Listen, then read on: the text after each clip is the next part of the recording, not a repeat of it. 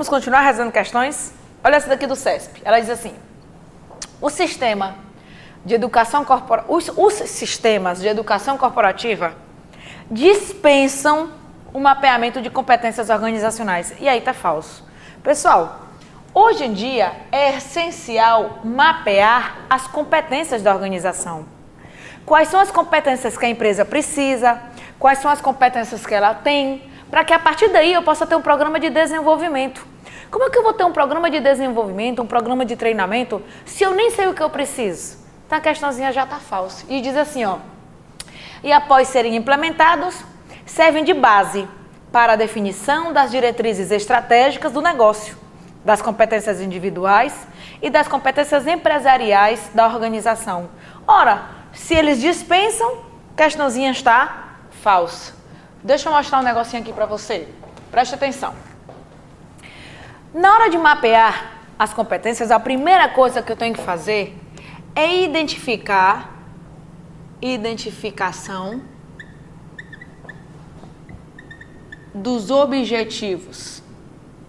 Aliás, calma. Identificação da missão,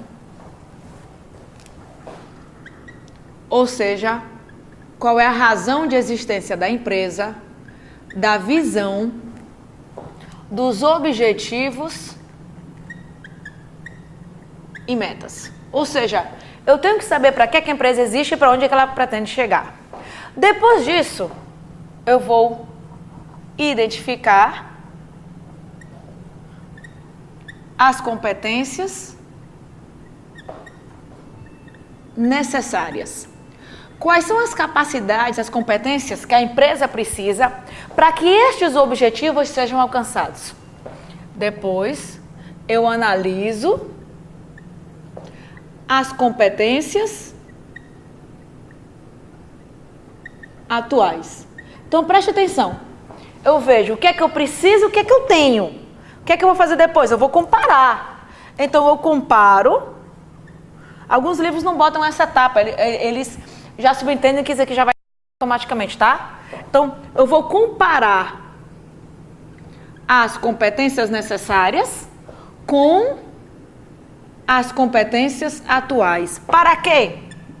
Para identificar lacunas, gap, para identificar falhas, para a partir daí poder fazer um programa de desenvolvimento de competências. A partir daí, eu vou poder ter um programa de desenvolvimento de competências. Quais são as competências? O que é que eu vou treinar? Como é que vai ser o treinamento? Como é que vai ser o desenvolvimento? Então, como é que a questão começa dizendo que eu dispenso esse mapeamento? Eu só posso saber o que é que eu preciso estudar depois que eu mapeio, que eu analiso. Concorda? Por isso que a questãozinha está falsa. Isso aqui, pessoal, tá despencando em prova, não cai, despenca, tá? Então, ó, cuidadinho, porque eu quero que você me convide para o churrasco da posse, tá bom? Muito bem. Continuando, tá? Então, a questãozinha está falsa porque diz que dispensa o mapeamento. Próxima. As competências essenciais, também denominadas core competence, verdade? São as competências básicas, aquelas que a empresa não pode falhar de jeito nenhum. Por exemplo, qual é a competência básica desse cursinho? O ensino. Eu posso falhar em tudo, menos no ensino, tá bom? Referem-se aos conhecimentos, às habilidades e às atitudes dos colaboradores para realizarem seus trabalhos com sucesso. E aí a questãozinha está falsa.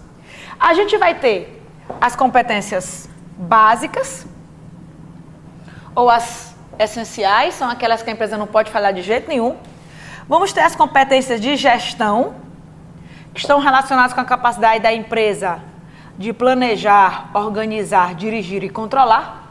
Se a empresa consegue planejar, organizar, dirigir e controlar bem, ela consegue ser eficiente, utilizar bem os seus recursos, ela consegue alcançar os objetivos.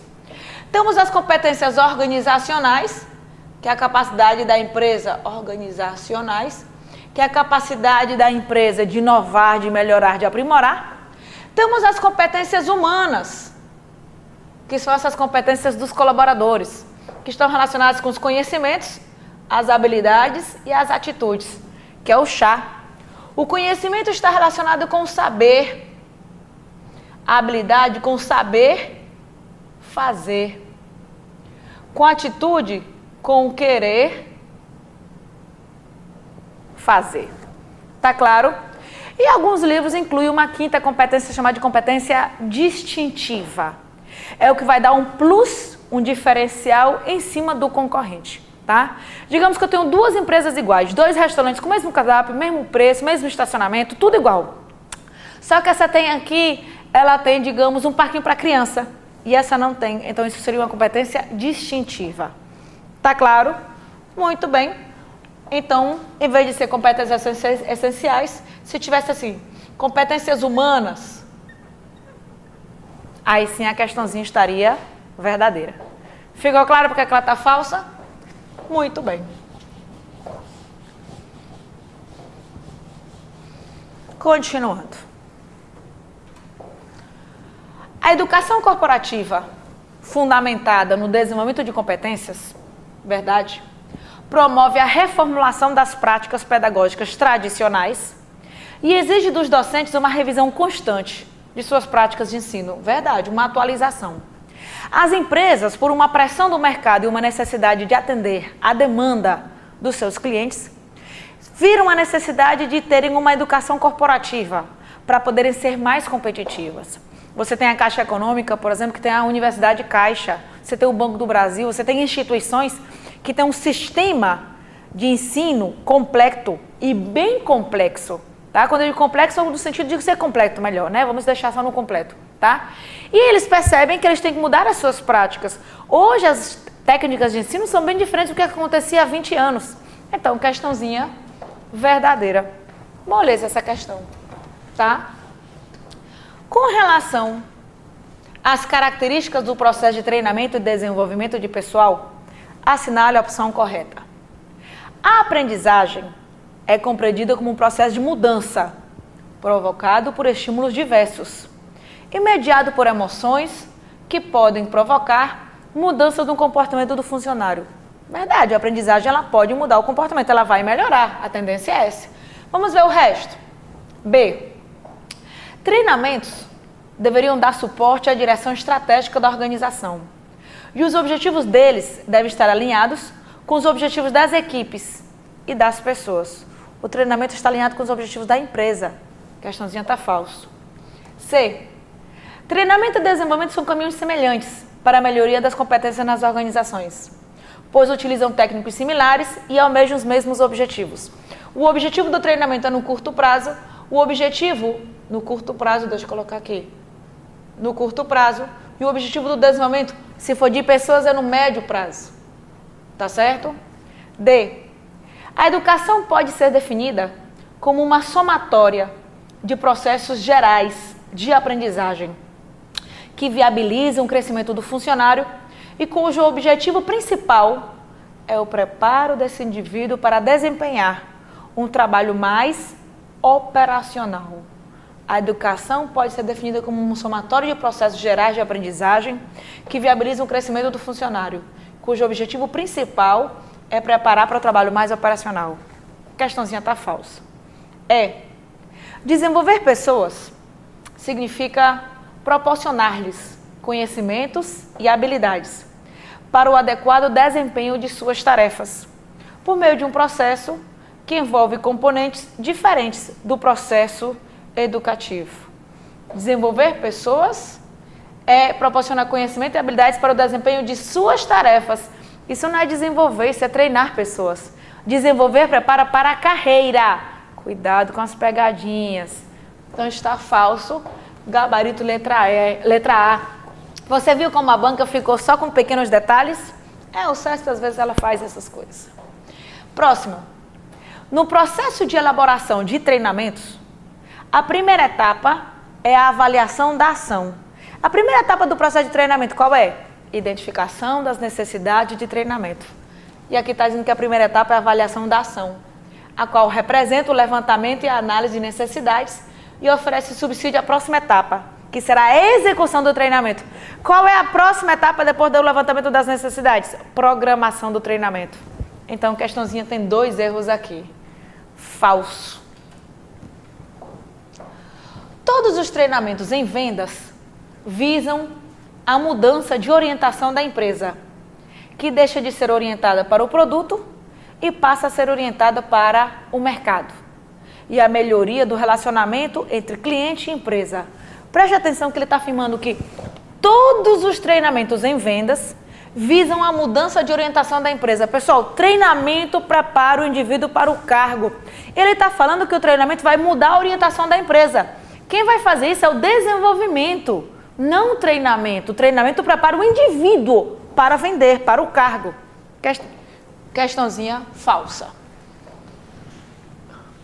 O ensino à distância, como opção de aperfeiçoamento educacional, surgiu com o uso de equipamentos tecnológicos, como o computador e a internet. E aí, o que é que você acha? A questãozinha está falsa. Sabe quando foi a primeira vez que surgiu o ensino à distância? Em 1750, mais ou menos.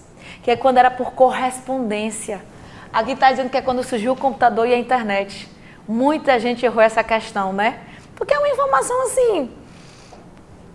cultura inútil, tá? Foi em 1750, por correspondência, quando alguns cursos eram feitos à distância, mas não era por causa da internet e computador. Questãozinha está falsa. Agora você acertaria, né? Continuando.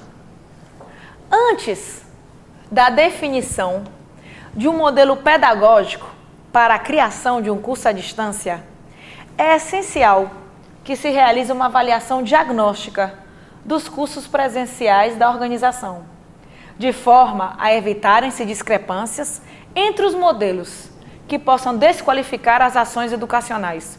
Olha isso aqui, de técnico judiciário, não é nem para alguém especialista na área. Olha o que a questão está dizendo.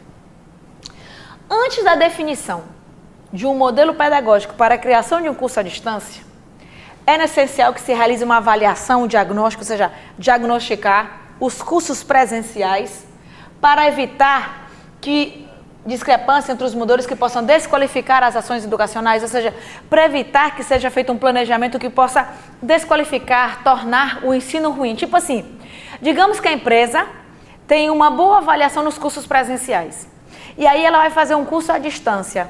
Ela precisa diagnosticar para saber e fazer um bom planejamento para evitar que depois ela seja mal avaliada? Verdadeiro. Questãozinha perfeita. Blended learning. Que é isso? Blended, mistura. É quando existe uma mistura. Uma parte é presencial e a outra parte é à distância. Existem muitos cursos de graduação assim, que você se encontra a cada 15 dias ou uma vez por mês. Já prestou atenção? Vamos lá. Blended learning é uma modalidade de ensino que combina a aprendizagem face a face, que é justamente a presencial, com a aprendizagem mediada pela internet.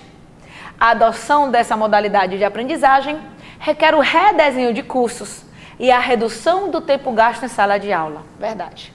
Tais cursos não eliminam completamente a sala de aula, apenas reduzem a sua ocorrência. Então, o aluno ele assiste algumas aulas online e algumas aulas presencial. Inclusive está muito de moda, é o blended learning. Questãozinha aqui, ó. Verdadeira. Muito bem. Olha o tamanho dessa questão. A diretora de RH de uma instituição de ensino e pesquisa vai formular as estratégias de treinamento e desenvolvimento da instituição para o ano de 2016 e 2017. Tendo em vista o alto custo do treinamento e desenvolvimento dos profissionais da instituição, especialmente dos professores e dos pesquisadores, a diretora quer fazer um levantamento amplo das necessidades de treinamento, considerando os níveis de análise organizacional, dos recursos humanos e da estrutura de cargos, apoiada em vários indicadores. São indicadores de necessidade de treinamento. Letra A. Implantação de remuneração variável alta rotatividade e baixa produtividade. São indicadores de necessidade de treinamento. Implementação de remuneração variável. Alta rotatividade, tudo bem. Baixa produtividade, tudo bem. Mas implementação de remuneração variável, não vejo lógica. Análise de cargos. Análise de cargo é quando eu vou estabelecer quais são os requisitos, quais são os conhecimentos, as habilidades e atitudes. Eu não preciso de treinamento para isso. Aumentos salariais. Adoção de novas tecnologias de trabalho, sim. Melhoria da infraestrutura de trabalho, também. Mas o aumento salarial, eu não vejo isso sendo justificativa para ter um treinamento. Aumento do número de funcionários, revisão do layout, mudança da estrutura salarial. Layout, sim, porque é a maneira como a empresa vai estar organizada. Agora, mudança da estrutura salarial, não vejo lógica. Redução de número de empregados. Ou seja, se eu vou ter menos empregados, eu preciso que as pessoas assumam mais funções. Mudanças no programa de trabalho. Também, os trabalhos vão ser feitos de uma maneira nova. Comunicação ruim, deficiente, também. Agora sim, são necessidades, são indicadores de necessidades de treinamento. Sempre para esse tipo de questão, essas questões são exemplificativas, não são taxativas. Você vai ter que marcar aquela que está melhor, viu? Gabarito aqui, letra E. Tem muita gente dizendo, mas é porque é muito subjetivo. Pessoal, é gestão de pessoas, não é ciência exata, não é lei, não é taxativo. 8 formas de provimento, não existe isso na administração, tá? Vamos lá. Os indivíduos com elevada autoeficácia. O que é autoeficácia? Autoeficácia é a percepção que o indivíduo tem que ele é capaz, que ele é inteligente, que ele é apto, que ele está preparado, tá? Que ele tem competência para fazer aquilo. Prescindem da participação em programa de treinamento e desenvolvimento, de jeito nenhum. A autoeficácia, ela é necessária. Eu preciso que o funcionário saiba que ele é competente, que ele é capaz. Só que isso não significa que ele não vai ser treinado. E se ele vai passar por uma nova função, um novo cargo, ele sempre vai precisar. Então a autoeficácia, ela é necessária. Mas dizer que quem tem autoeficácia prescinde, vou te dar um exemplo. Eu tenho autoeficácia elevada, tá? Ela não é elevada demais, ela é elevada. Uma vez me convidaram para dar aula para 350 administradores. E aí o dono do cursinho me liga e diz assim, Giovana, os alunos aqui expulsaram já 8 professores e você é a minha última esperança, tá? Como você é muito distante, o cursinho era no Rio e eu moro em Fortaleza, como você era muito distante, você era a minha última esperança. Então, eu queria saber se você quer assumir essa turma. Eu disse, tá certo, eu assumo. Ou seja, eu tenho competência para assumir essa turma, eu vou. Só que, claro, me matei de estudar. Fui estudar todas as questões e o que estava mais caindo para administrador. Na época era um concurso para a Petrobras. E deu certo. Eu ia para esse cursinho a cada 6 meses, mais ou menos. Ou seja, a autoeficácia, ela é boa, ela é necessária. Mas quando ela é elevada demais, é uma barreira para o processo de aprendizado. A gente tem que se achar competente, a gente não pode achar que a gente já é suficiente, porque aí a gente termina não querendo estudar mais. Agora, dizer que quem tem autoeficácia prescinde de treinamento, não. Todo mundo precisa de treinamento.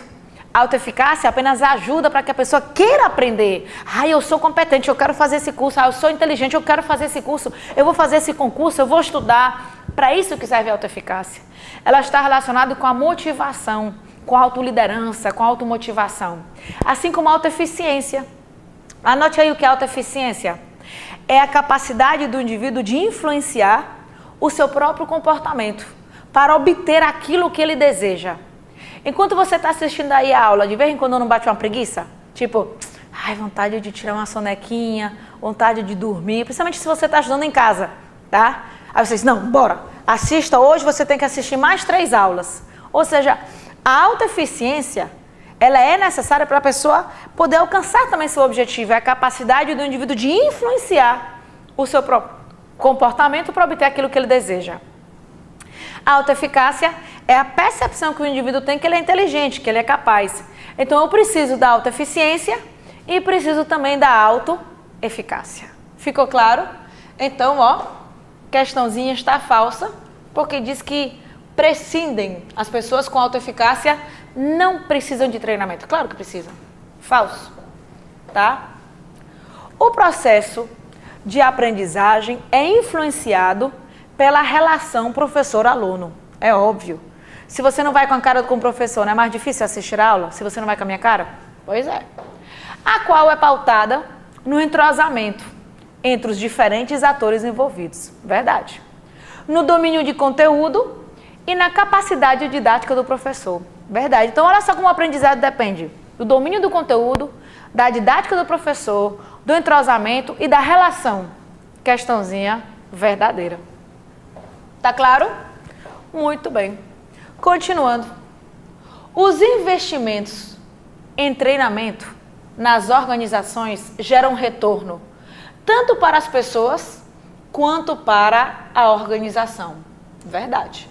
Por meio de ganho de competência e de produtividade. Verdade. Tanto a pessoa ganha, porque isso incrementa o seu currículo, faz com que ele fique mais competente, como a empresa, pois a empresa se torna mais produtiva. É uma relação de ganha-ganha. Perfeita.